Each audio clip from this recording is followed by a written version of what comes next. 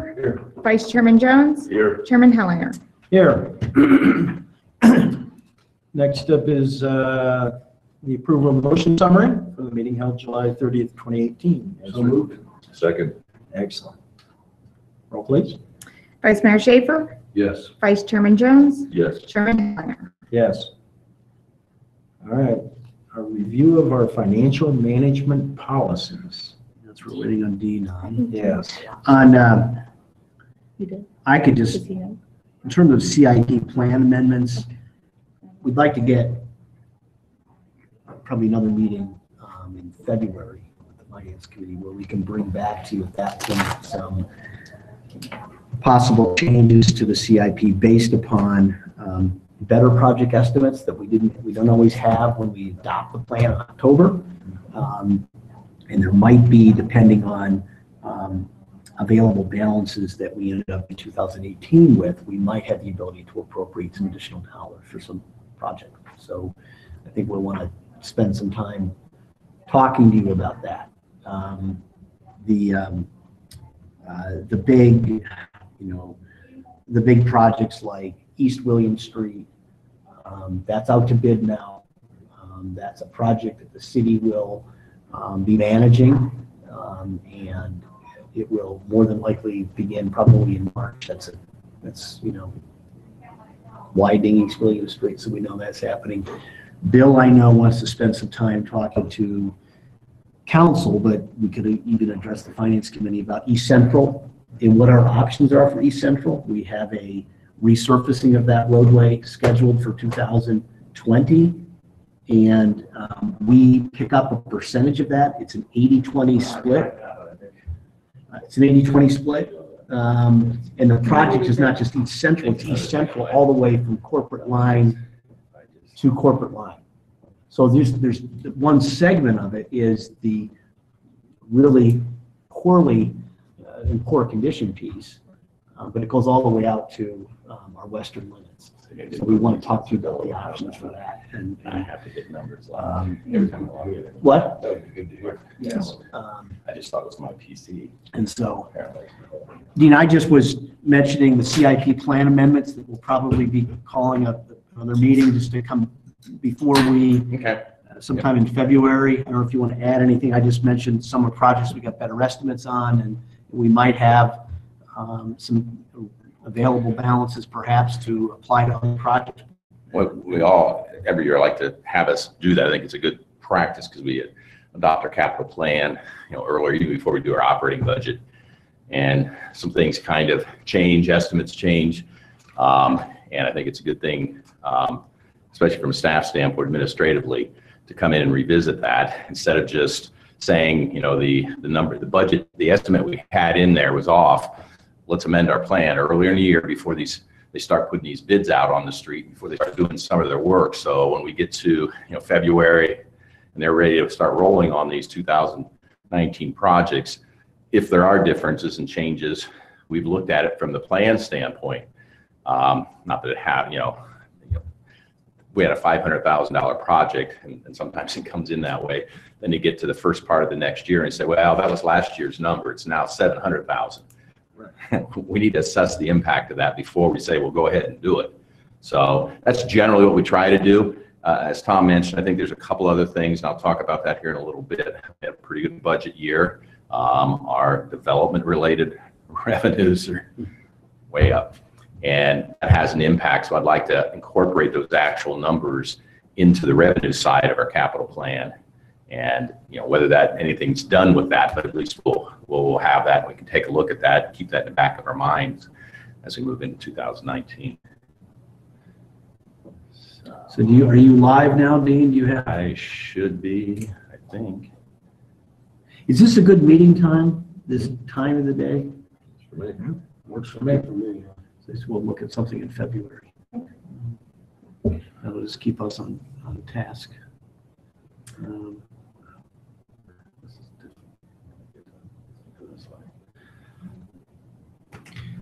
Permissive license fees, you'll see that Delaware County is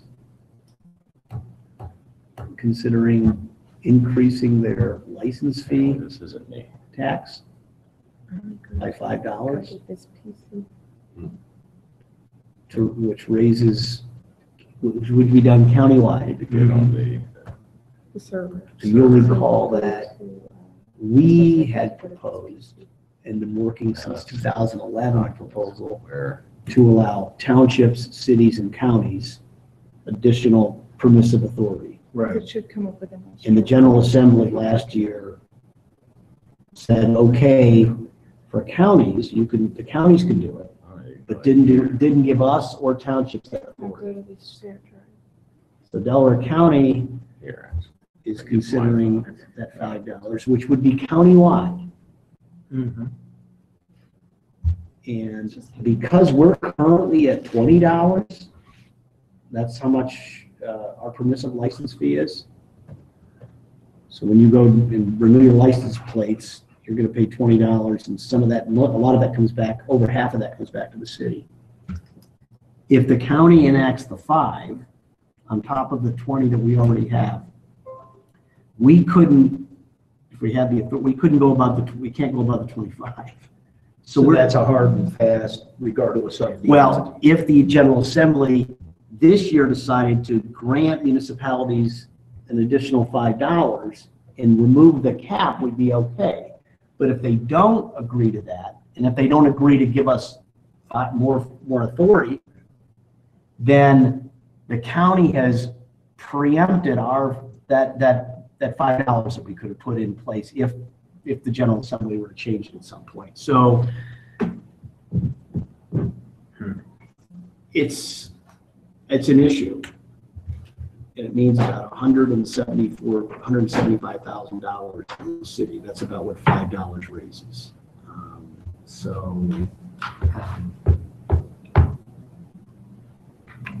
We might have to, I'm considering going up there Monday under the public hearing, offering testimony. Remind them that we had made a request for participation at the point.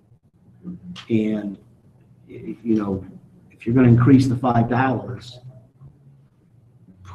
do a set aside for the city in terms of contribution towards that project. Because what you're doing is you're gobbling up any ability of us to increase it by that $5 or something. Right. So, good luck. good luck. Yeah. I don't think our license fee revenue's up much, so I'll, no, just kidding. Anyway, Want to there's do, a sidebar until Dean got his numbers up here. well, we won't get too much, don't worry too much about the PowerPoint because it's pretty much what's in your handout, but just in case, it might be easier for me to reference it by standing up and pointing to something.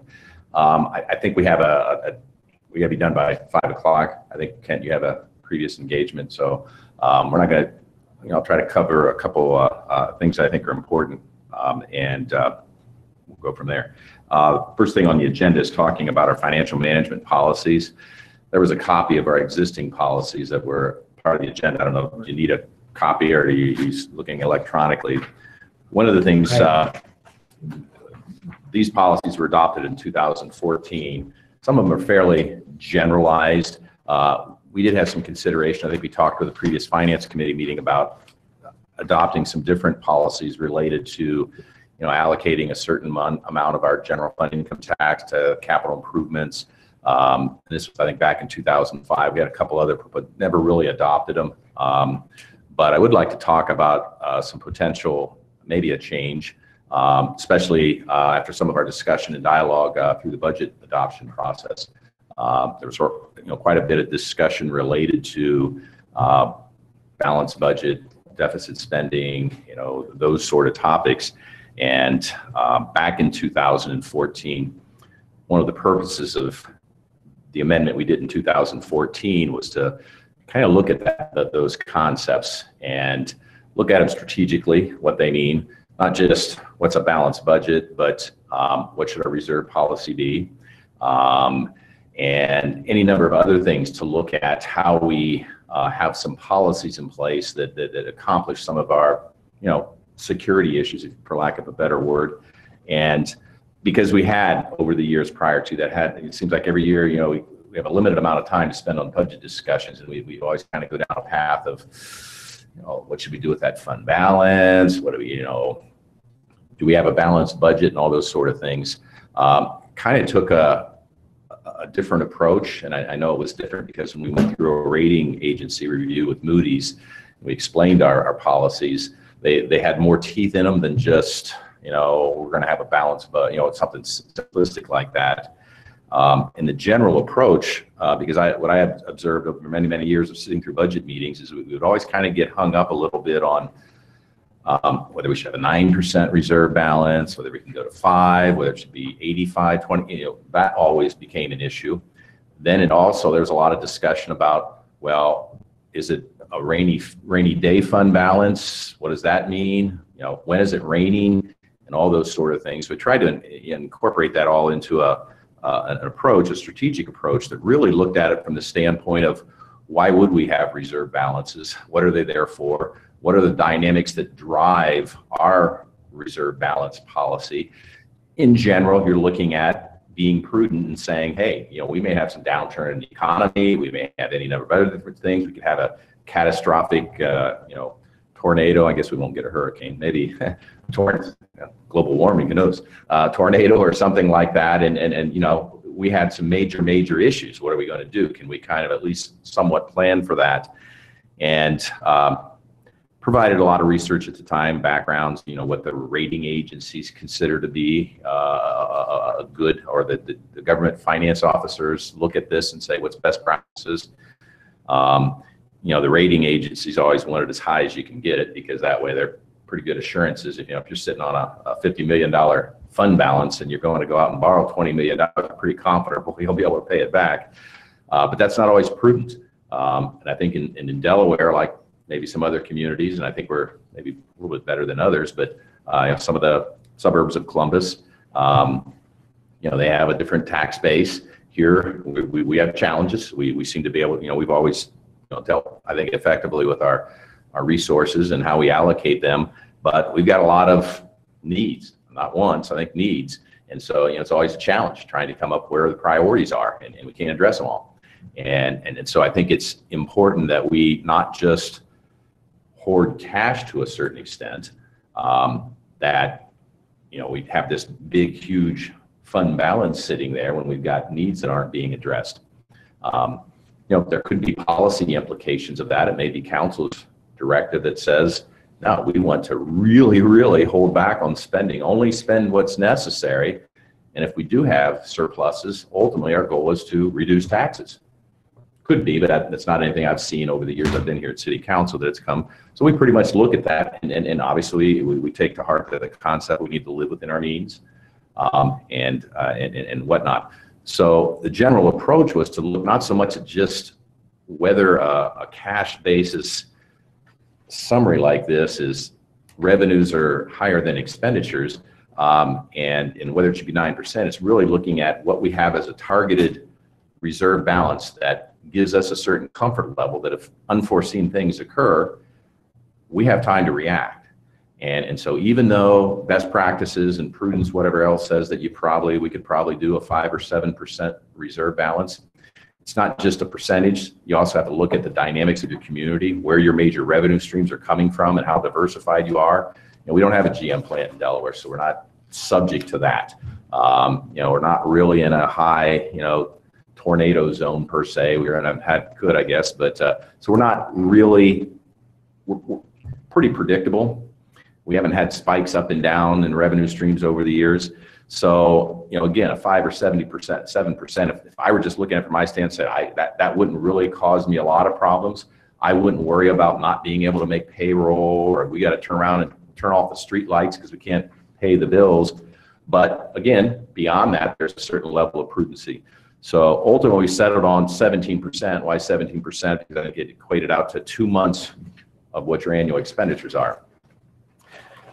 We use that as a targeted fund balance, not so much in a given year, but what we're budgeting for is that our end of year balance will be 17%. On top of that, we've created, I know you're probably aware of all this, we created a general fund reserve, which I looked at more kind of as if you really want to call it a rainy day fund, of 5% of our annual expenditures. and it's a little over $1 million. And we have tapped into that at times in the past, not when we were adopting the budget, but when things would come at us and it's like, well, this is kind of an issue that if we can take advantage of it, we can ultimately build that reserve balance back up to our 5% level, but enables us to not have to wait 2 years to do something, or 1 year, I think we got an airport grant in advance. So we have the flexibility not just to sit that money there, but to also look at how we might and when we might. And I think that's kind of talked about a little bit in the existing policy. What might be an occasion where we might utilize those funds, and what's our process to then get it back up to that 5% level. Anyway, so we're pretty conservative when it comes to reserve policies, and I think it's pretty effective. It's not just to set a percent. I was hoping that, I obviously look at it from that standpoint as we go throughout the year. I mean, it's one thing we can look at and say, well, is our budget balanced? But it's supplementals come at you. And what is that? Do we not consider that? And that's why, to me, as I go through the years, last couple of years, and even as I mentioned to Tom, I'm constantly looking at, okay, what might impact us being at that 17% level at the end of the year? And you might have some revenues that came in a little higher, but it's part of managing our budget as we go through the year. The discussion, I think, at this year's budget time is still an issue out there, and it gets kind of tossed around sometimes for any number of different reasons. And one of the things I wanted to put in front of the Finance Committee to consider, and I think I might have mentioned it at the council meeting, is we could incorporate what we consider to be a balanced budget into our financial management policies. Perhaps put a little bit more narrative to it and talk about how that plays out. Even if we basically end up with and the council just says, it's great, expenditures can't exceed revenues. At least we have it in there, and it's not a, what, when, where, or why, and it maybe adds to that a little bit. Along those lines, and I ended up giving you all 7 or 8 pages of Columbus's financial management policies, partly because at some point you might take a look at them. They're not all that completely different than ours, and honestly say I didn't take theirs to create ours. And it's not just our general fund balance. It talks about, we have a lot of other operating funds that have their own individual fund balances. We got a self-funded health insurance plan. We're pretty much self-funded for workers' comp. There's some other inherent policies in there. How much money should we borrow or not borrow? Are we going to borrow money to fund ongoing operations? But one of the first things on Columbus's policies is, they talk about a balanced budget. And I know it might be boring. I know it's all in front of you, but I wanted to read that real quick. It says, a balanced budget. It is the policy of the city that the budget for each of its funds always be balanced. Again, not just general fund. It should be all our funds, which we do. Be balanced in that the appropriations from each fund for the fiscal year not exceed the resources available, your projected revenues, to that fund for the year, including estimated revenues and any balance in the fund at the beginning of the year. Again, that's that carryover balance. That's the legal definition everybody has for what constitutes a budget balance. When people say the state of Ohio is required, or the public, we're required to have a balanced budget, that's what that means. Policy assures that the city does not spend beyond its means and derives from the requirements of section 26 and 27 of their charter, the mayor's estimates. But it's not just that, because again, we know, and I've always looked at it and say, just because we have a fairly large fund balance, we have a $5 million carryover balance, and we budget expenditures $4 million above revenues the next year. There's structural balance, and there's issues that are a part of that. And they somewhat address that. It says, while in any given year, all or portion of the beginning balance in a fund may be appropriated for expenditure, the longer-term goal is that operating expenditures not exceed operating revenues on an annualized basis, such that structural balance is maintained within each fund. That structural balance is important, and also on an annualized basis. And I know it can get lost in the discussion explaining what this summary that's a part of our budget is about. It's kind of a watered down cash basis, track a little bit about what we're appropriating. It doesn't take into account annualized type of costs. It's just what happened in that given year. And as I mentioned, there's a couple of examples, the whole engineering fee issue. If we take the revenue, if we take $1.8 million, if we start doing that, let's say instead of engineering, who we can pick on, planning inspection fees. We start a new fee in 2018. and we have these people pay in advance like they did with engineering fees, and we collect $1 million in 2019. And we have to use that to pay out. It's supposed to cover its costs, and so we've got expenditures, but we only incurred $250,000 of those expenditures because it was after the revenue was collected. How do you balance the next year's budget just looking at revenues and expenditures? Because I'm not going to project the revenue coming in because we already collected it in the prior year, but I know the expenditures are going to occur. So, something like that puts you $750,000 out of balance merely because the timing of when the money comes in. In the accounting world, that's what we do, GAAP basis accrual accounting. We take into account accounts receivable, accounts payable, all that sort of stuff. But it's hard to budget with those type of financial information because people get lost. If you think our budgets are complicated now, start looking at GAAP-based financial statements, and it's way out there. And so even like I said, that whole revenues and expenditures, the timing element, it's not necessarily made a part of this. So it's just as the money comes in, as the money goes out. So that's important with what they indicate there. They're not just saying, well, hey, a balanced budget, beginning fund balance, plus revenues, minus expenditures, as long as it's greater than zero, you're okay. Consistent with the long-term goal, the better practice to appropriate portions of the beginning balance only to the extent they support non-recurring expenditures. That's what I've mentioned many, many times over the years here. Even when we do have at least what appears to be an unbalanced budget, in the sense that we budgeted projecting new revenues of 23.7 million, we got appropriate expenditures of 23.9. The difference there, it's not for recurring type of things typically, because that's a big issue. You got to keep a hand on. It says it replace temporary declines in revenue or reasonably anticipated to be offset by increased revenue not yet officially recognized in the revenue estimate. They go on further.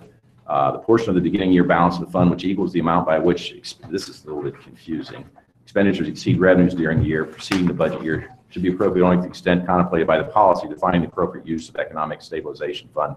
Columbus has all kind of miscellaneous funds over there that they kind of shift money, and sometimes it's kind of, I never was a big fan of that, trying to pull the money out of the fund and put it someplace else so that it's not as apparent, I guess, for lack of a better word. We really don't. We do have that general fund reserve that we have, and the development reserve fund, but those are it. They also get into about an economic stabilization fund and what's that about. And so I think it may be beneficial, and I'm interested in input, that if we put something in similar that kind of defined a balanced budget as X, including carryover balance, it had the language in it that said we're talking about explaining structural balance and some of the same verbiage.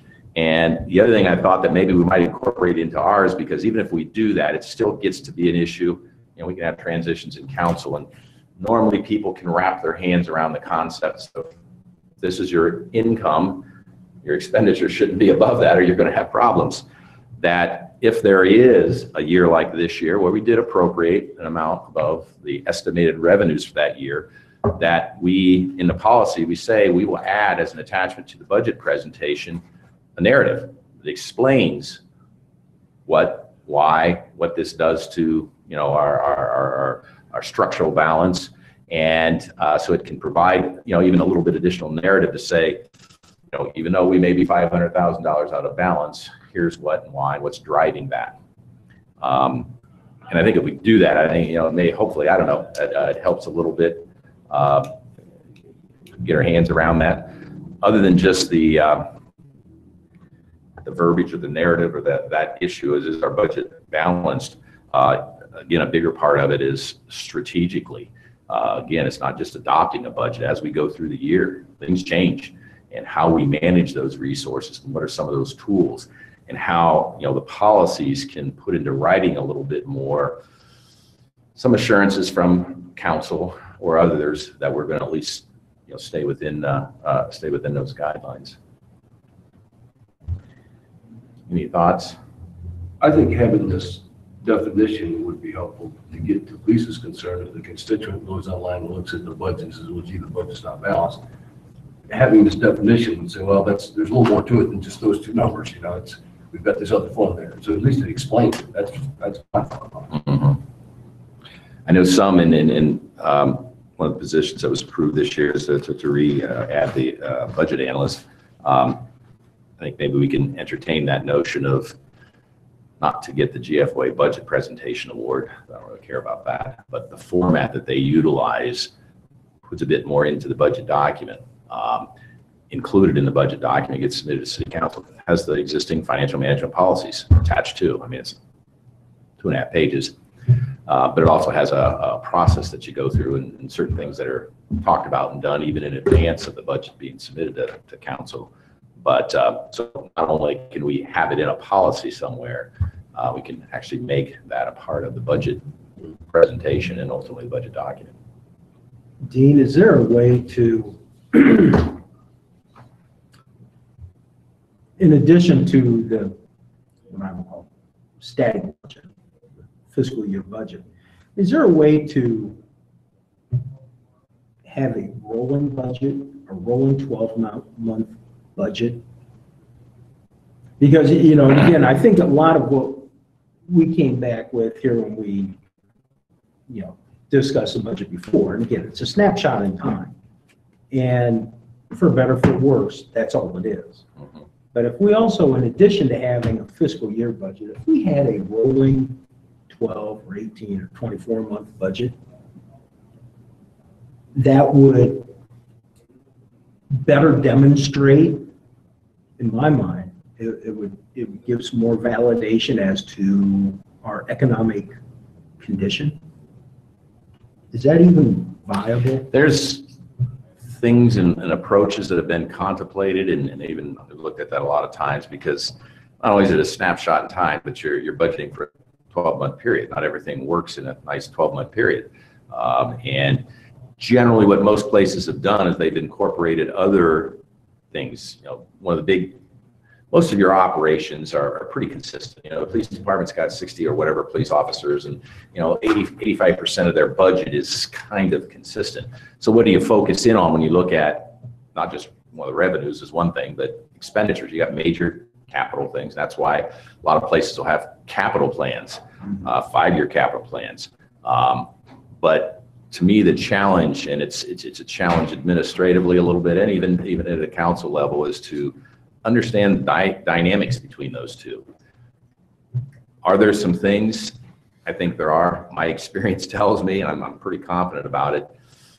At the end of the day, I'm not just talking about councils or transitions in councils, people can kind of relate to what's in front of them. This long-term planning, and even some of the communities that it appears, you look at their documents that they have this, you know, this 10-year financial plan. Sometimes you pick it apart, and other than it looks neat, but if you actually look at it, you know, they're just looking at this year's numbers and they're inflating each year's expenditure and each line that they delineate by 2.5% to a certain extent. And there was a time years ago, 90s or whatever, I would have it was an Excel based, but kind of an updated 10-year projection. And I was able to, because there were some dynamics occurring, if I knew, just like about 5 or 6 years ago, or 7 or 8, however long ago it was, I knew that local government fund was going to be diminishing and then ultimately going away. So you have a couple items like that you can kind of put into there and plan for that. Or, you know, it's kind of hard because it ultimately, to make it somewhat effective, you got to be able to predict what's going to come up down the road. And even though sometimes we get information like that, I can't get Dave, and this is no offense to him, I can't get Dave Eflin to tell me how many houses he thinks will get built this year, because we've all been, you know, it's kind of like interest rates. Things happen nowadays and they can change pretty dramatically. So that crystal ball isn't all that clear. And what you end up with is a pretty generic, you know, long-term forecast. When you're looking at operations, it's just using Excel and putting percentages in there. But again, I think, and then it ultimately gets down to time to get around to that sort of stuff and present it and try to work through that. Could be another thing added to that list. I think having somebody that, you know, this budget analyst that can, at least, and even I can provide some direction, but they focus in on at least putting that in place and getting a document prepared, even if it doesn't change significantly from one year to the next, but it keeps the issue out there in front of you. And in doing that, so then you look at if you can generate something, what do you do with the information? Put it on our webpage. One of the things the GFOA, to get an award from a budget process, is they all call out for having a meeting of sorts, depending on when your calendar or fiscal year ends. If it's 12/31, in April of the year, to pull out some of that stuff and get some of the policy dialogue going. And that's Take what retreat- a look at a long-term financial forecast, not just beat it to death, but other than just saying it's out there, what is it telling us? Do we need to look down the road and say, hey, things are picking up? We can maybe consider, the services we provide, or not. And we're going to be lucky to hold our levels of service or whatnot. But even if that doesn't say a whole lot, it's pretty standard, pretty much the same as it's been, having a time, it doesn't have to necessarily be April, when things like that can be kicked around. That's the textbook approach to how you should do good budgeting. But reality is it's tough to get council, even administrative staff, to focus on these issues, to prepare a budget and in November have a couple meetings. And so when you do it earlier in the year, it needs to be pretty directed and focused, I guess, because it's kind of hard to put your hands around certain things. Ironically, I know Tom was interested a few years ago about doing a 2-year budget, 24-year. Kind of like the Instead of does, any- right? But Yeah. I think more so from Well, it's only every other year that we have to go through a budget Yeah, process. right. That's some of it. It's a lot. And at the end of the day, it's not like we don't look down the road and try to plan for things, but things change, we adapt, and ultimately at the end of the day, that's why I said from back to the reserve balances or whatever else. I had our tax administrator look up some of our large taxpayers and let me know what they pay annually in taxes. I was going to reference it back and say, gee, if our top 10 withholding businesses in the city of Delaware all went out of business, we'd have 2 years to react to that, to our reserve balances. I mean, that's never happened. It's never even had. I mean, even back in the day when Flexible shut down and whatever, we still, our income taxes were up a little bit the next year after that. But even if something crazy like that, so that strategic side of it is we're in a pretty good position, more conservative probably than I think we need to be, but that's okay, that we could weather any storm or whatever else. And so, again, looking at that structural balance on an ongoing basis, if we can improve the focus a little bit more on outcomes and services, maybe it can be talked about in the context of, if we did this, is this a one-time improvement? Is this a continuing service? Is it part of a strategy that we want to incrementally grow our whatever? We want to have 2 police substations. I'm just making this up. But it's things like that you can start looking down the road and say, hey, 2-3 years out, we want to put one and have one in place. 4 or 5 years. Now you can start putting some information into a rolling or a longer term financial plan and use it as a basis to say, well, knowing that that's occurring, we want to hold off on doing this or that or whatever else. Do you want us to take an attempt at, I think makes sense. if you take a look at our current policies, which were adopted in 2014. 14 was the last time they were amended. They were amended then. That was an update to a few years prior to that. We could maybe try to incorporate some suggested changes that might address a better definition of kind of the balanced budget, perhaps along the lines of this, but that might. I'll draft something, we'll get it out. I really would like, because it's kind of like the last go around, it may make sense to me, but if it doesn't make sense to anybody else, it's not going to be any good. And so we want to make sure the verbiage is such that we were covering the things that need to be covered. And, and maybe, it needs to be amended to say, now we really need to talk about this revenues versus expenditure issue a little bit more in depth. We can approach it that way. If anybody had anything else related to that. The next agenda item was intended to be CIP plan amendments. As we mentioned a little bit before, don't really want to get into that too much today, but we'll be presenting something back. Whether you think you might want to see it at a finance committee meeting before we put it in front of council, because ultimately what I want to do, and I've done it in past years, is actually pull our existing capital improvement plan that was adopted in October, something, I don't know, when does that do, September? October, and amend it, and to put it in front of, it's a resolution, so more than likely it'll take a budget adjustment too, because we might have to reappropriate or unappropriate, and so at the same time we would have a budget amendment ordinance, and if it's, I would say, at least if we could get that maybe done by the end of February. I think we're still out in front of the departments, so they know whether they got the green light on doing this or not. If you want it, we can, I can have another finance committee meeting. I'd get it to you in advance, not put it up on the screen, but kind of summarize what those amendments are, and that way, in advance of it going to city council, you might have a chance we can talk about it a little bit. I think that'd be most helpful. Okay.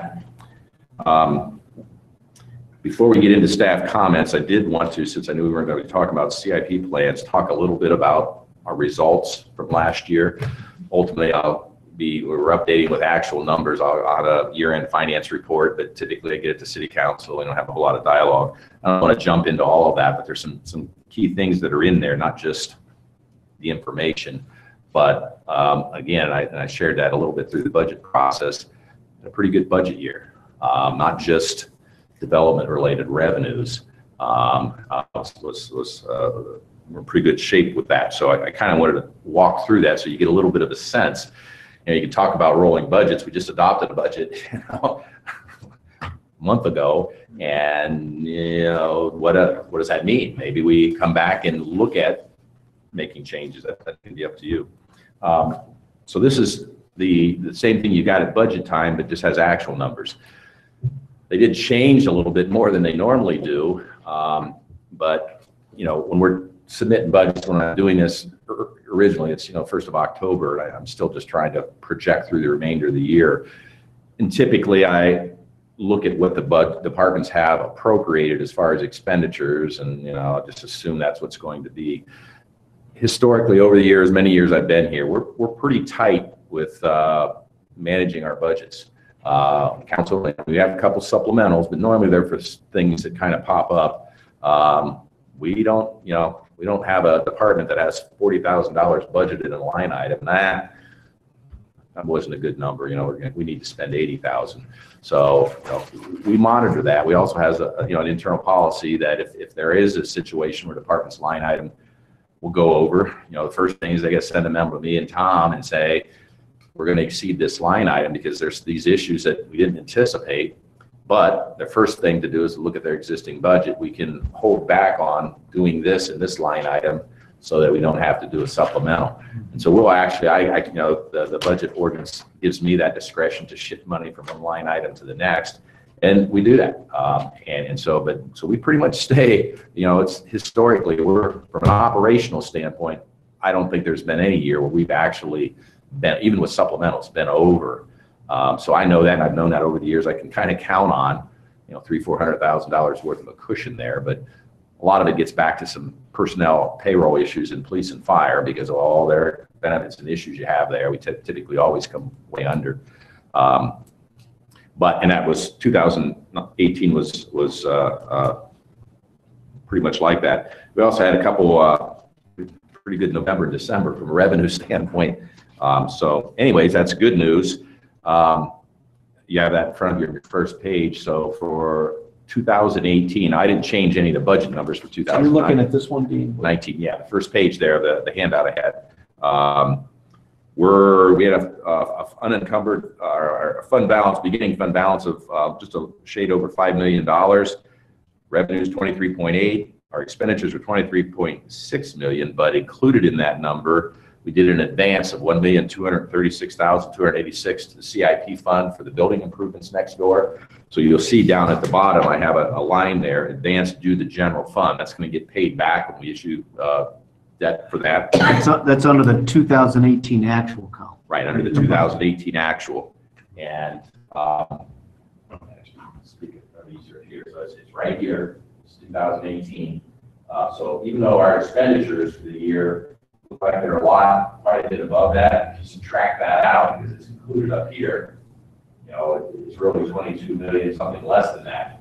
And along with that, we had a 27th pay period that we pushed into 2018. That was almost $500,000 that's in here as an actual expenditure that typically isn't, because we only have 26 pay periods. We also ended up transferring an additional $350,000 out of the general fund to the CIP for building improvements, I think in this building. So there's another $850,000. If you subtract that for those expenditures, we're way below this number. And our revenues are up quite a bit. If you flip to the next 2 pages, page numbers at the bottom are just from a different document, so don't pay attention to them. So if you go back 2 pages to this document, let's see.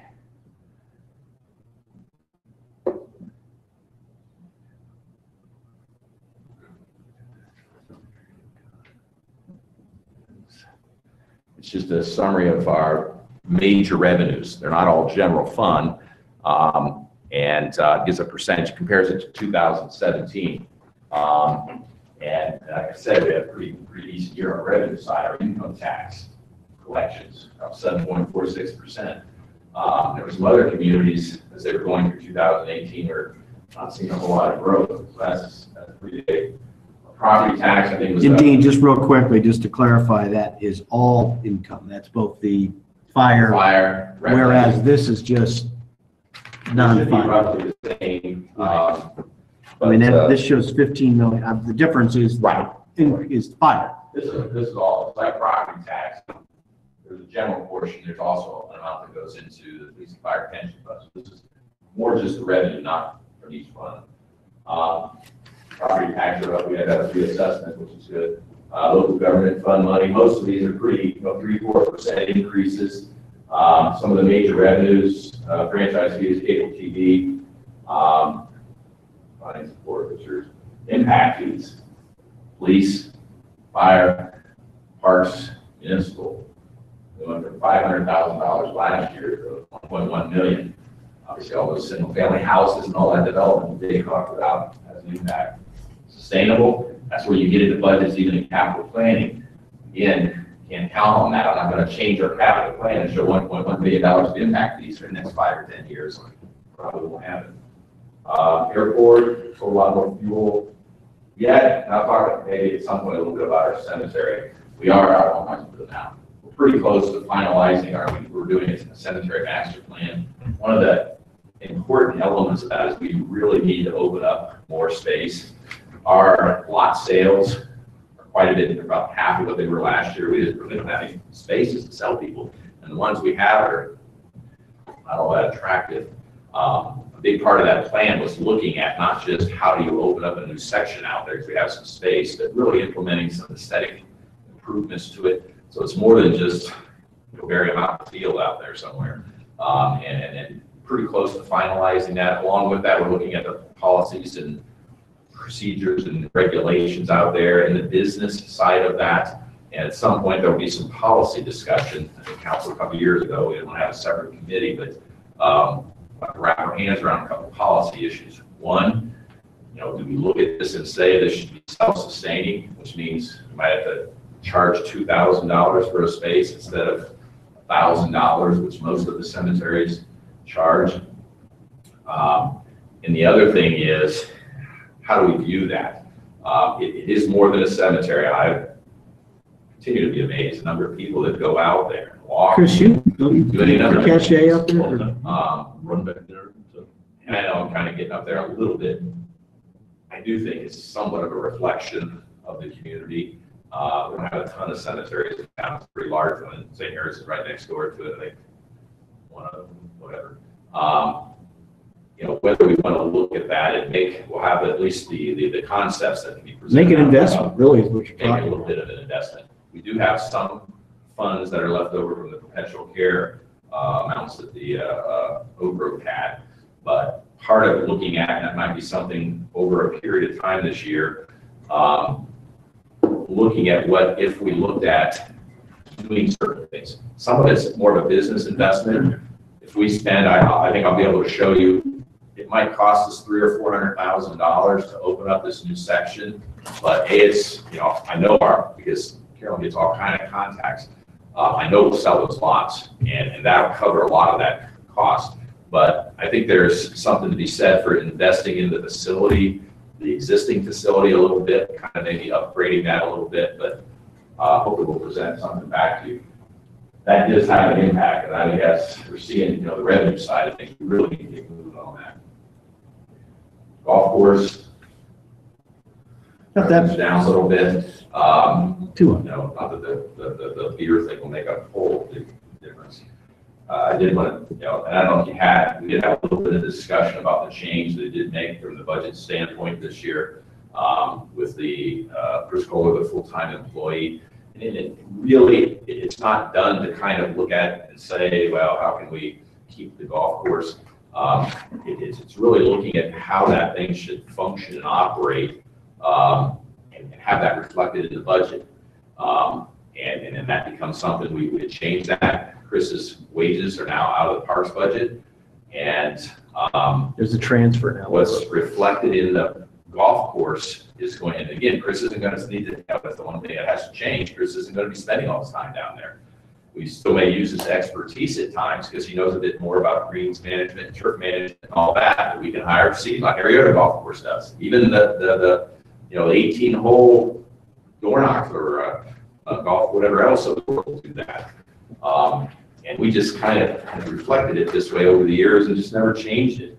But what we'll see then, I'll still track our golf course revenues and expenditures, but the difference between the two, for more of those direct costs and a little bit less, personnel costs, will transfer back into the rec fund to offset our recreation costs.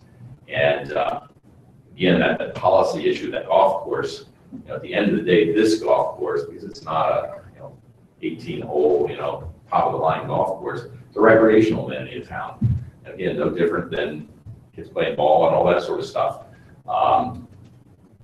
Even Ted and some of his predecessors, we kind of have some policy issues with utilization of city parkland.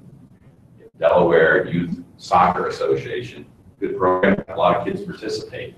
They pay fees. All those fees go to paying their coaches and their umpires and whatever else. Pay anything really for using facilities. I think they might place some nets here or there, and buy some paint every once in a while. And that's not a bad thing. But again, if you look at that, how the golf course activity pretty much does collect a revenue stream there that covers most, if not all, of their costs.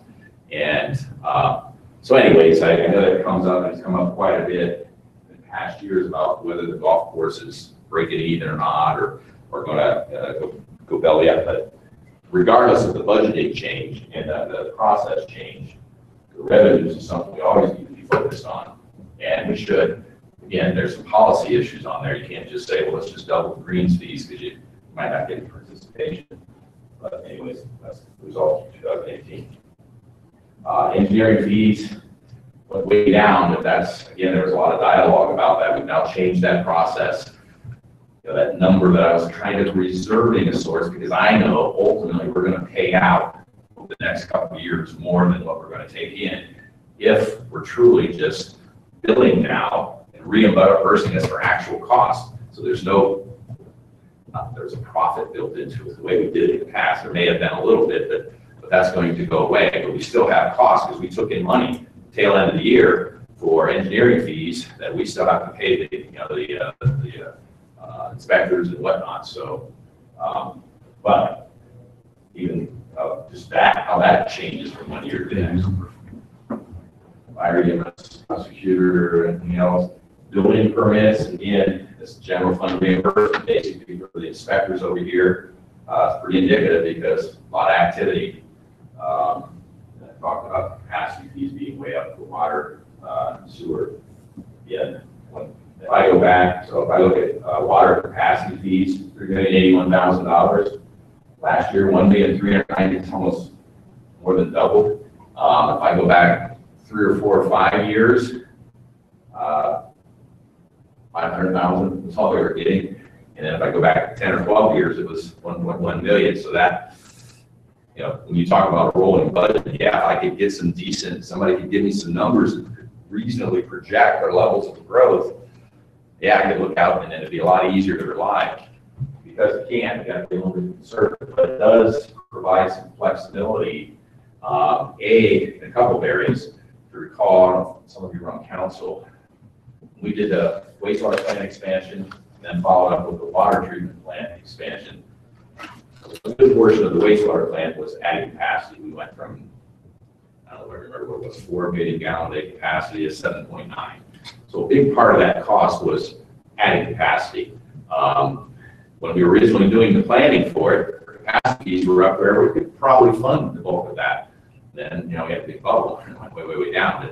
But when we put that legislation from a council to borrow that money, said, you know, worst case scenario, if we're not generating capacity fees, we're going to go back to ratepayers, which we did. We had a period of time, it's been 4 or 5 years that we haven't increased rates, but we came in there over the period of, I think we did 3 years with the water plant, 3 years with the wastewater plant. We bumped up our utility rates, our user fees, which are generally intended to pay for maintenance of your systems, not expansions of your system. And so we incurred that cost. So what we'll talk about at some point, do we look at this and say, is this a little bit more flexibility, build it and they'll come? You know, certain areas, hopefully, maybe Sawmill Parkway area, get some sewer lines in there because there's a spillover benefit. Or do we look at that and say, let's use this as a buffer to reduce that reliance that we have on the money we borrow to make those plant capacity improvements and keep our utility rates, avoid increases for a period of time.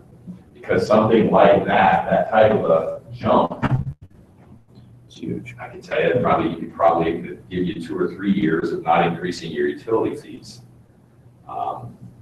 So again, policy issue, but good place to be. Consistent. All right, 430. A couple other things. If you can flip back 1 page, and I won't spend much time with this, but this is our operating budgets. Kind of the budget to actual. What did we do on the expenditure side? And so we start out with the first column over here being the original 2018 budget that was adopted. Not just general fund departments, but the other operating departments. Then we had purchase order carryovers, things that we had committed to in the prior year, but we weren't going to pay out until 2018. So I add that in. I have the combined 2018 budget. Look, I plug in the 2018 expenditures. Then I have to add in the 2018 year-end encumbrances because we had purchase order debts. Then obviously get the variance, negative or positive. And there are several that are negative. A lot of them were because of that 27th pay period. But I did put another column out here. We did have supplemental appropriations. A lot of these big red numbers we knew about. The reason we incurred the additional expense because we went to City Council with the supplemental. We approved the supplemental, so we made the additional transfers out of general fund, general admin. But we're usually pretty tight. We don't have too terribly many of them, and in many cases, we're way below the appropriated amount. And again, like I said, we pretty after the budgets are adopted, we monitor them pretty closely.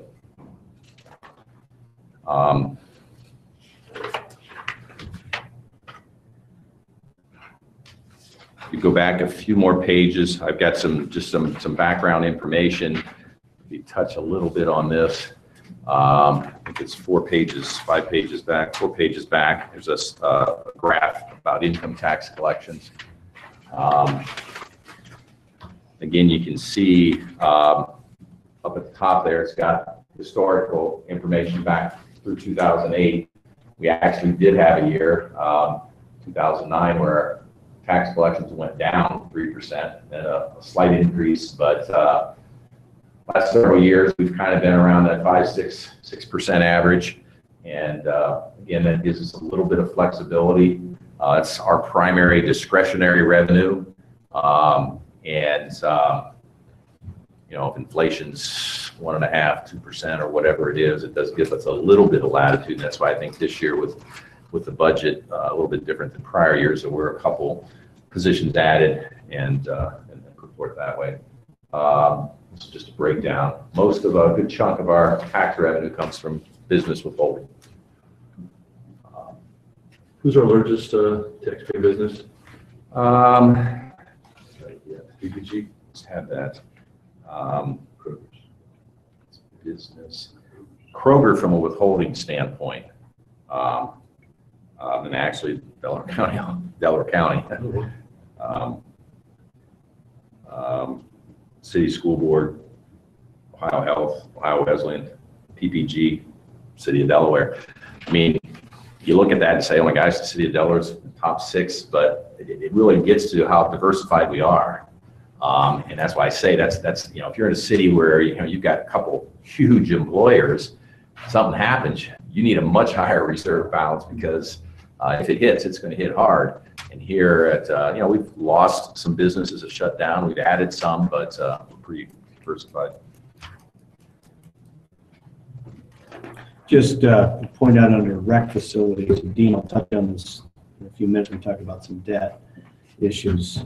Is if you take a look at the collections in 2018 for that rec, that 0.15, that's up obviously from it's understandably up because your income tax collections are increasing, but that also means the estimated pay down of that issue happens sooner. Sure. So, and that's good. Mm-hmm.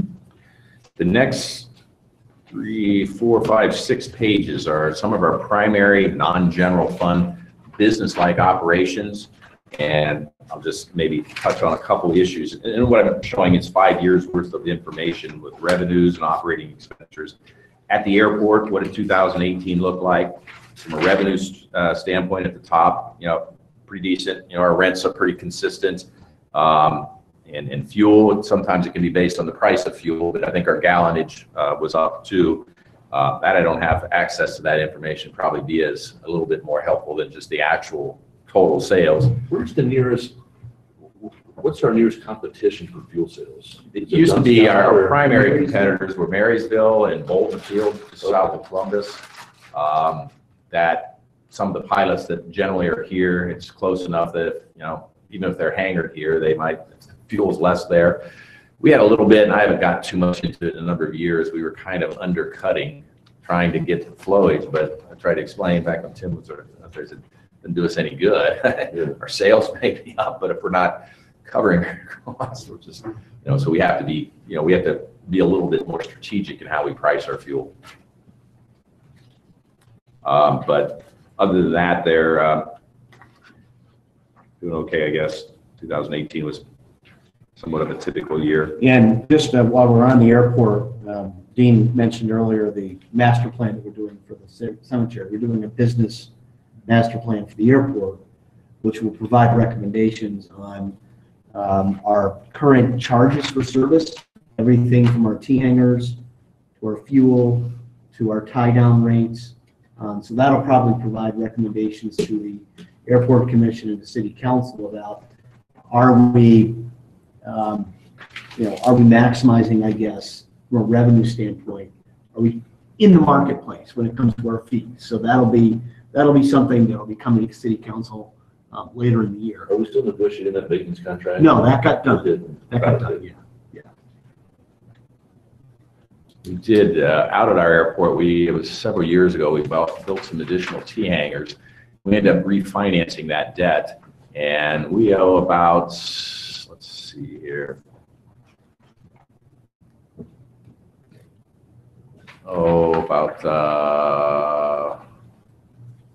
Still about $676,000 on that. And we're taking, that's with the newer T-hangers. That's why I have 2 separate funds. But and the rents we're taking in are covering our debt service and property tax and whatever else. But it'll probably be another 10, 12 years before that expires. But we have had a few opportunities, especially when the airspace place was kind of transitioning.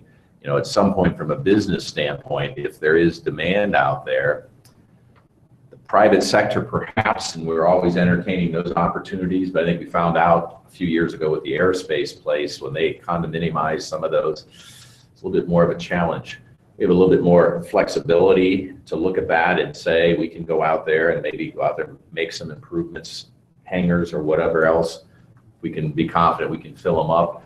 What it does do for us, again, it gets more based aircraft, it gets more activity out there, it enables us to get additional federal funds at times. Again, if that's from a policy standpoint, what our goal is. Hopefully there will be some dialogue when we talk about airport master plan. Isn't just, should you put a crosswind runway in or should you do this? It's what role does that airport play in the community? It obviously can be an economic development driver, and it can facilitate some of that, because you can't just say we want businesses to come here. Sometimes you have to have some key elements to it. But there may be something related to that maybe we entertain out there. And I'm still of the opinion that we should offload the airport to the county, myself. Because it's a countywide asset. It's a regional asset. We're one of the few cities in the state that operates what typically is either an authority operation or a county operation. Mm-hmm. And that goes back years, and we had discussions with the county several years ago about that.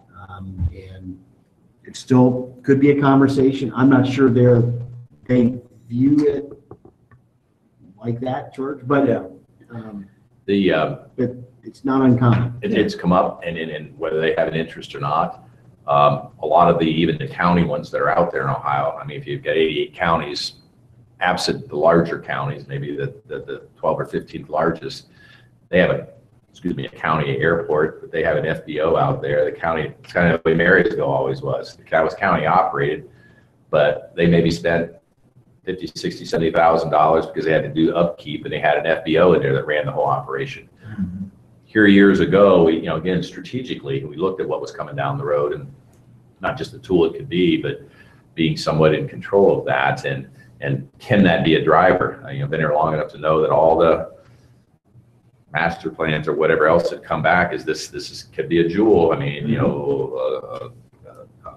not just Don Scott's got some issues, but you get those corporate aircraft, but I think there's a broader discussion, because we have to be careful, even if we provide that type of facility, so that they can have corporate aircraft here, and the corporation is close enough to Dublin that they can locate their corporate headquarters over there. It's not necessarily doing that for us. We have to find a way to connect maybe what we provide out there to what the types of businesses that we could perhaps locate here. If the county operated, you'd like to think that they would look at it in the same sense, that it could be a tool, a driver from that standpoint, but who knows? Talked a little bit about the cemetery, so I really won't get into that too terribly much. Again, last year, from a cash flow standpoint, a little bit of a challenge.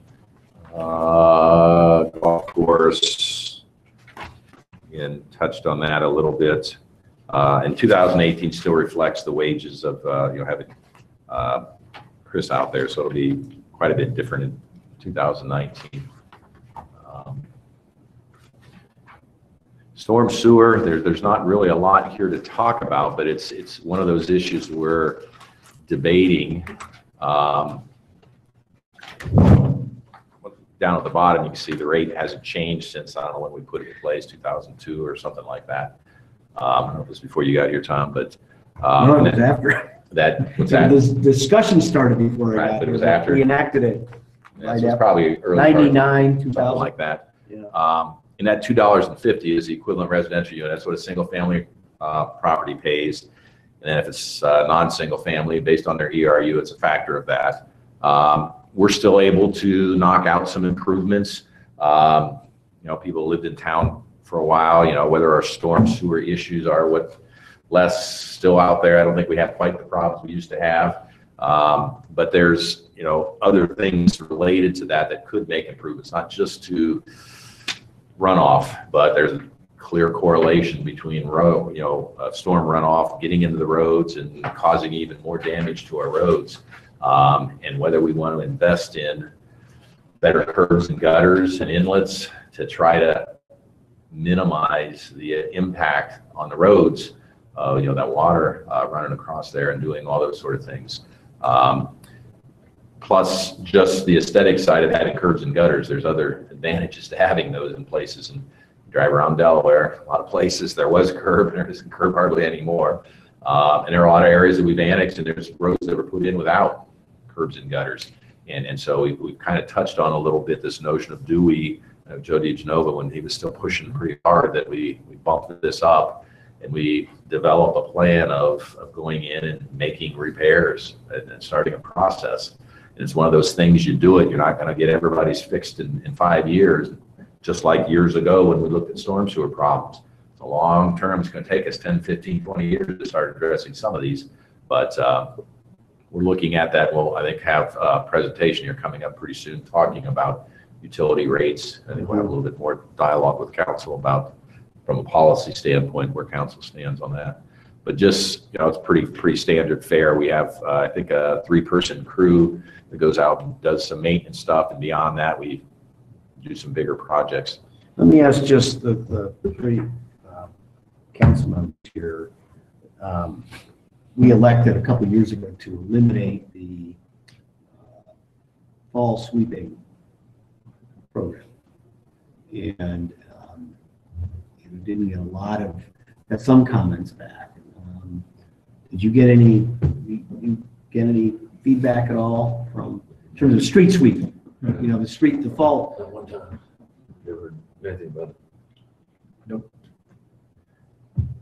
I don't generally think there's a lot of debris. Okay. If it is, it's caused by something that somebody should probably clean up themselves. And we not can't wait. get the hard part is that a number of residents don't get the fall leaves picked up in the gutter. Now they're being plowed by us, which is okay. But if you get a winter where you don't get a lot of snow, you get streets that just look like, because people didn't pick up their street leaves, and we can't, street sweeper isn't designed to be a vacuum for the leaves. So I just was curious whether you would ever, there was any issue in your wards, your constituents.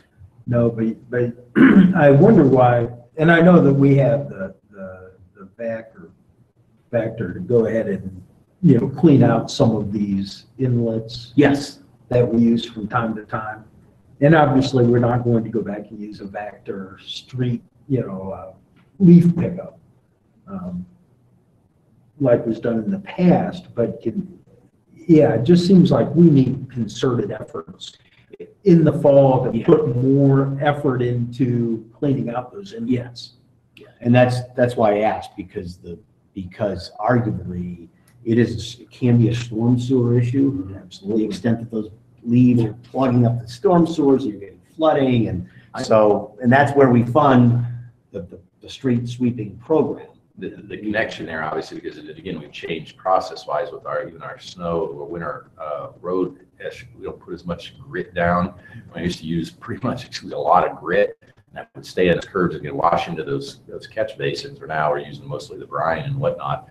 But it'd be a good question to follow up. I know Blake's been here a little over a year or whatever else, but we've had those vac units, and I used to get on talk about it with the department directors several years ago, because one year when I was in college, that's what I did exclusively there in the summer, but not with a vac machine. It was a clam manual thing, the long thing, you had to get it down in there. Like a postal digger. Yeah, the long thing is about 12 feet long. I'd pull it up, there'd be worms in there that long, but then slop it, I'd empty it onto a flat shovel and throw it on the back of the dump truck and cleaned out catch basins. And if you didn't do it, you had to do, we didn't have a big vacuum. I've heard over the years we've got those backhauls, and that's obviously less labor intensive, but it doesn't always do a good job, because I know that stuff gets pretty compacted down there, and you pretty much are going to be sucking all the bricks and everything else out of that manhole if you had enough vacuum power there. But anyways, could be something too. I did it when I was in college. Maybe we get some seasons out there.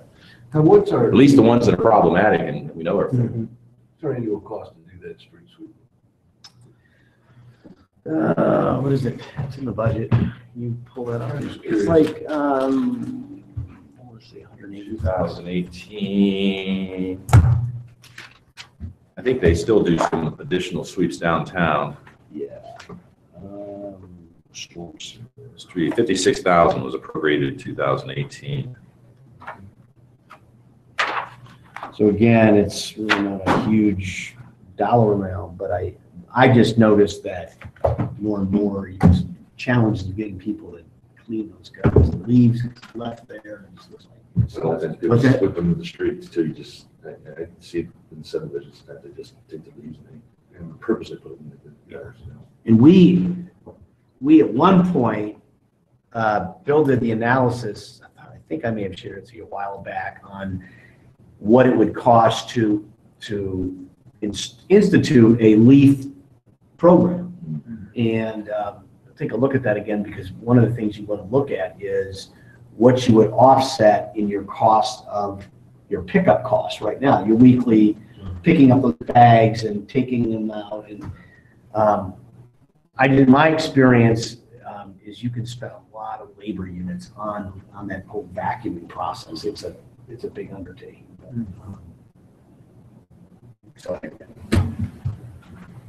But it can be a cost back to the storm sewer fund, because again, And that's where I was going with it's an that. is, enterprise. If we raised our storm sewer rates by $1 and half that money would. Well, if you said we're gonna do a better job and it's still gonna be, what you have to decide is you go all in and just say that we're doing that program versus, I don't know, it would be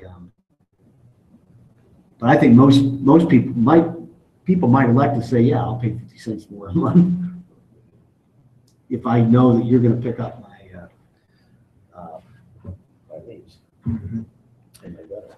The next page is water fund operations. I wanted to touch on a couple things. From an operational standpoint, our revenues are up a little bit. Expenditures were pretty much in check. So we did a pretty decent job of, let's see here. Pulling it up. You know, of our cash flow, the way I look at it is here's, you know, revenues coming in, our treatment cost, distribution, and administrative type of cost. Difference comes down, revenue less expenses. So what we have available to do, this operation doesn't include any capacity fee revenue. We've got some, in our water plant, a big part of that plant, 70% of the cost of that water, $30 million water plant was fixing what was there. We only added 1.5 million gallons a day. So we have quite a bit. Our annual debt service is $1.28 million, $85 million is the maintenance portion of that. And then so we have a number here that's available to go out and replace a water line or do some of that proactive work. You can kind of see it's in this $400,000 or $500,000 a year level. That can drive a little bit what we do with, you know, in the end, we have a lot of water line main breaks, or, you know, you'd like to be able to hold this together a little bit more comprehensively and have a better discussion to say, what is the condition of our water lines? Are we sitting on a time bomb? And that's that getting a little bit more involved discussion to say, we're not keeping pace. Because ultimately then when you talk about the rates, you can say, just an inflationary increase, but we haven't for the last 5 or 6 years really even kept up with inflation in water rate increases. We had 1 year, 2016, where we bumped them up a little bit. Other than that, there were no increases in water rates. Do we need to, is this an adequate level to maintain our systems? Those are the issues that need to be talked about a little bit when we get to that point, and it just takes a little bit, especially on the plumbing side, to get that sense. But anyways, that's kind of what we're operating with, and at times we'll have more maintenance costs because we've got some major projects. Not a lot. 2018, $398,000. So at the end of the day, our cash flow, $165,000 positive in 2018. You can see, other than 2016, 17, I think, we had an increased rates. And if you go back a few years before that, it was 0. The other thing I want to talk a little bit about and show how this connects is at the bottom of that summary, I'm looking at our fund balances, reserve balances and otherwise. We have several different water utility funds. We have the operating fund, we have a maintenance capital improvement plan, we have a capacity fee capital improvement fund that has a fund balance. Then we have I created several years ago, water utility reserve balance. Combine those four funds, including the operating fund, we have at the end of the year $13,250,000 of unencumbered funds. Big number. We can almost pay off half of our outstanding debt. What does that mean? What does that relate to? I'm going to pull up real quick. This is the actual 2018 CIP that was adopted for, and this is the water capacity fee fund. And as you can see, for 2018 is the capital plan, not the current one, the prior year, because it didn't have 2018. I had projected $1.2 million in capacity fee revenue. We got 3.1, big change. But as you look down here, you look at this ending fund balance. We've had a couple of years. The prior year, probably 1.1. I think we put it 1.5 million. But you look at this, and there's some project potential out here. We also have issues like this up-ground reservoir, which at this time we hadn't floated out there in the 50th year. Major capital improvement. Ultimately, we didn't borrow money, which we probably would. We'll be $14 million in the hole. But when we look at that long-term planning, we should be able to be strategic with that. And in reality, we kind of, but it tends to be, what's the latest project that we want to address? And there's a whole strategic side to not just whether you do this or not, play it, or where you put water lines, a little less water, but certainly sewer lines, because that drives a lot of other things. Do we have flexibility to build it? They'll have a little bit. I know over the last several years, it's helped the last 2 years with the growth level, and especially the residential growth, that creates other demands. But I told Tom, several years ago, we got to be strategic because we don't have a lot of latitude. We have a lot of outstanding debt, and this is a little bit old. We're paying, especially in the sewer fund, we're paying about $3 million a year in debt service. So got a little bit of latitude, but we need to be strategic. We don't want to just go put in extend sewer lines and front that money so we can build a lot of houses. We get plenty of those. Where we talked about, we're working on some. It's hard to get focused on that, especially that southwest area there. If we are going to build it, then we have to think about where the targeted areas might be. Having a year like we have this year with capacity fees gives us a little bit more flexibility.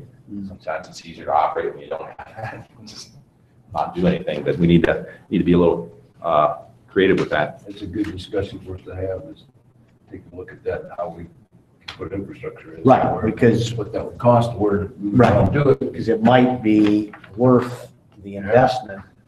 We know that we've got an area in the city, particularly over by the Sawmill Parkway area, where that could help jumpstart some. And what drives the policy? Is it the next developer that buys land a little bit cheaper, but a half a mile away from a sewer line, and he wants to build houses, so he's going to be in here.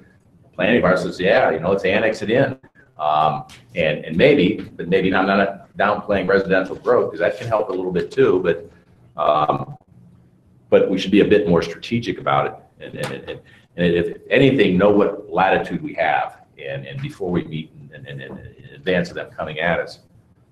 Yeah, I see that more of our long-term strategic goals. Where do we want to see, not because some developer wants to put, Right. where do we want to see economic development and growth? For instance, Sawmill Parkway, what do we need to do to get there, and fund it, and how that look? We need to get to the level though of putting the issue out there and say, it's kind of like what I touched on before. If we could put $6 million into a sewer extension, build it in the southwest area, or we could take that $6 million and not increase our sewer rates for the next 3 years because of that capacity fee issue. A 4 year, I can put a number to that, and it's a policy issue. Or you could do a little of both. You could Probably couldn't do both, so we'll go Just for think both. about rates, Yeah. give them the long-term benefit of growing that area down there. Right. And ultimately, that's where you get in that. Sometimes it's not so much, I guess, probably less risky here because, we're in the middle of a growth area. It's going to be hard to not. It's not like we're at some place that, oh my gosh, we could build that sewer, but we don't know if anybody who wants to move there. Here we have demand. Yeah. It's just a matter of whether we want to direct it certain areas or just wait till what comes at us, be selective or not. Sewer fund, similar situation, pretty decent from the revenues that came in. Operational expenses didn't jump to any great extent. We do have a little bit more. What I refer to here is capacity debt service allocation. So that's what's coming out of our maintenance, operational, take care of your system, our meter charges to supplement the capacity debt for building the plant in the Southeast Highland Sewer several years ago. Repair projects, sometimes these bump up and down. We had a pretty big improvements made at the plant with filtration stuff. Was pretty expensive, so there's a big jump. Thus the negative cash flow, but again, we did almost $2 million of maintenance items. Rates, you can see, at least sewer rates haven't changed. And I think I can go back further than 2014. The rates haven't changed. When was the last time I thought we had done them in the last few years? What's that? I thought we had increased them in the last few years. 2016 is when we changed the refuse. We increased the residential rate, but reduced the commercial rate. And we did bump up the water rate a little bit because we had some higher cost of electricity or what up there at the plant. So water was in the last few years. 2016, but then that was the only year it increased. Can I show you because I have a summary here. Oh, okay. Water went to 3484 to 3690. Okay. But sewer has remained, okay. Well, that's not bad. Keeping those low. So here's the rate history with water. Water's up here, sewer, color coded. Refuse and storm, you can see water, we had an increase in 2017. We didn't do we were projecting, this was from February 2017, we were projecting to have a 3% 18, but we didn't do anything. Then it goes back to 2012. These 3 years was basically for the plant expansion. Yeah, we had, who was 10, on 11, council? 12. Chris, were you on council? What was it that we had the 3 successive increases in water rates? It helped us fund the plant. I think what year that was. Yeah, It was six, well, it was 10, 11, and 12 there, right here. must have just gotten on. And if you look at sewer rates, last time we increased sewer rates was 2011. So those haven't changed, and and not that inflation's been high. Then again, we had that 3-year period prior to that where we bumped them up quite a bit. But other than that, we've been pretty competitive with those rates. Refuse, other than 2017, it was really more of a shift. We are going to have to look at increases in 19 to account for recycling, the increased cost of recycling, which we talked about. So that'll be coming your way. We should think about sewer rates too. Yeah. If, just for nothing else, just for inflation, just like general cost of doing business. And again, hopefully there's some, and I think Blake will have a little bit of time under his belt and some study to say, because we need to address how are we doing with maintaining our system? We're on top of it, and we don't really have the major sewer pipe issues or whatever else. That needs to be taken into consideration. But that's looking down the road and kind of adding that to the dialogue. Then the refuse fund, I'll pull that up real quick, only because there was a couple big changes in 2018. Revenue, you can see it actually went down just a little bit. Residential rate bumped up, but then the commercial rate went down. We have miscellaneous revenues. Overall, we were pretty close. Expenditures are actually a little bit below 2017 when I look at operating expenses, which is even with a 27th pay period. So we were pretty conservative on the expenditure side. We did have the major with building that building out there. We did that without financing it. We basically paid cash for that. So obviously the cash flow, taking that into consideration, is going to be a big negative number. Our reserve balance at the end of the year, 503,000, not nearly as big as those others, but we don't have as much exposure. We're just picking up trash and hauling it away. And that's pretty decent considering what our annual operating costs are. Those, again, that's just a quick down and dirty a little bit about what 2018 was like. Mentioned earlier, and Tom brought it up, our rec levy paid back by income taxes. And I updated the numbers for 2018, and the big question is, when might that tax be able to be extinguished, go away? And normally what I'll do is I've got a spreadsheet and I'll show actual numbers, and I just use a number to project what future increases will be. Again, to be conservative, I show 3% for the next however many years, although I actually got two calculations here. One is where I'm assuming a 3% growth in our tax revenue moving forward. The other one, I use the average of the last 8 or 9 years, which was actually 5.96%. So obviously it's going to bring in a little bit more. Version 1 with a more conservative 3% growth rate, probably 2025, maybe into 2026. The problem is with an income tax, if we have to extend into the next year, we can't just cut it off like in February. It'll probably go through the end of the year. I think I mentioned that in the past. If that occurs that way, there will be a residual amount of collection. So we may have to look at that. Not that that's a good or bad thing. I don't know how we would approach it. But it may be that we paid off the debt, collected enough to pay the debt, by March of a given tax year, and we're going to collect that, because you can't just stop through the remainder of the year. There might be, who knows, $6, $7, $8 million on top of that. Probably 2 or 3 years before we get to that. We ought to spend a little bit more time talking about that concept. I mean, right now it's just a prediction, and so the other, if I use the average, 5.96%, possibly 2024, but more than likely 2025. And again, there will probably be a residual amount collected. So it used to seem like a long time, but it could be 5 years, and that tax will go away. Mm-hmm. Do you want to mention the debt issuances real? Yeah, that's the other thing I wanted to talk a little bit about. We do have some, and you'll be seeing some legislation at a council level. Right now, our outstanding debt that's not bonded is we have notes, most of which is related to the Glen Road.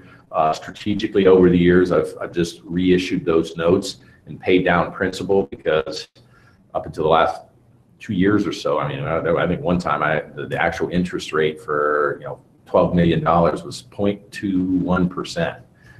It's crazy. And had I bonded that, I'd have paid an average rate of 3.5 or 4% over a longer period of time. So it worked out well. We kept the interest cost down on those borrowings. Doesn't really impact the city as much as it does the residents that live out there, because I'm pretty confident now that the city won't be putting funds into that. But 2008, 2009, all those houses they were going to build, we weren't quite sure they were.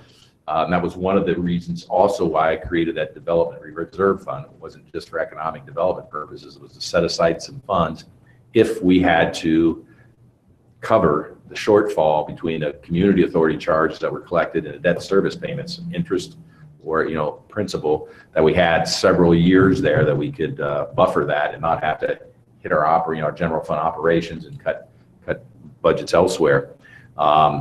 Based on, again, the latest surge, and it's a little tough to project, because by the time they close on a house and somebody occupies it, then we have to wait till the next August to actually certify the new houses, the NCA, to the county auditor, and they turn around by the time they make those assessments. It's about a two year or more lag time.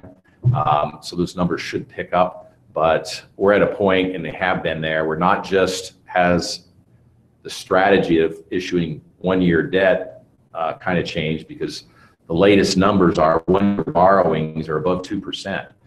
And I could go out and do a 10 or 12 year longer term, and it would be 3.3%. So the spread there isn't as great. And so that strategy I've used in the past has shifted because the markets have changed. And so I think what we're going to do, it makes sense to go out and issue the longer term debt for that. It's not going to be a 25-year issue. It may only be a 10 to 15-year issue. There's two possibilities, one of which is having the actual new community authority, a separate political entity, go to the markets. They borrow the money. They buy us out, pay back what they still owe us for the cost we incurred, and then that debt sits on their books. Several years ago, when this was all contemplated, even before 2008, that was the general game plan we were hoping to do, but there just wasn't enough infrastructure in the ground. And for an entity like that, they had no other revenue source other than those community charges, and it's completely driven by housing values. And so to go out to the markets, they weren't going to be able to borrow the full amount. They probably could get close, and we've looked at that recently. The cost of doing that type of issue is going to be higher. There was a recent new community authority bond issue for Pinnacle and Grove City. You've heard about that. The golf course down there. That issuance, they did it, but it was rated triple B minus. Okay. And the issuance cost, I think it was like $13 million. The issuance cost was like $780,000, which is way up there. So I don't know that we would, if this community authority did it, whether, I don't know what their cash flow was, but this one, I don't think it would be triple B minus, but it may be A3 or something. There's going to be a difference. So that community authority going out and borrowing this money, when you add in those higher issuance costs, they pay much more in debt service over the same period of time. If the city issued the debt and used our GO capacity, obviously it'd be a lot less. And the only impact to the city, if we have the city issue the debt, is that remains on our books. And when we've had rating reviews in the past, we do have a lot of outstanding debt. We have almost over $100 million in outstanding debt. Most of it's tied to water plant, wastewater plant, which we have a revenue stream to pay for. This improvement here of $15 million, the rec center, or YMCA, which again, there's a revenue, a tax coming in to pay that back. There's not a whole lot, but they don't always look at things that way. So, that is a little bit of a negative, but I don't think it's going to materially impact that. Our current AA2 rating, and again, it's not going to impact our cost or any issues down the road. It may mean that instead of that charge on that everybody pays, not just one time, they pay it every year, 7.5 mils, and for some of those, it's over $1,000 that they're paying in tax. It may only be in place for another 6-7 years instead of 8 years. So from a policy standpoint, there was a time where I'd been a little bit reluctant. That's why I also kept rolling those notes and not issuing the long-term debt. Wasn't sure I wanted it on the city's books, but probably less of an issue. I'm going to present some legislation because those notes mature in April, and there's always a timeline you got to go through with whether it's getting ratings or whatever else. So more than likely, the first meeting in November, you'll see some legislation. Might be a couple different options. One, if we went out and issued bonds, the city, and I would, I'd show you the cash flow and how that would all play out. The other, if we were going to have the community authority try to issue debt, it's going to take a little bit longer, so we'd probably just reissue the notes for maybe three more months to buy some time to get that community authority. And if that's the case, so then we're dealing with community authority people approving, not the city council. And so we'll kick that around and look at the pros and cons. So we've got that issue that'll be coming up here.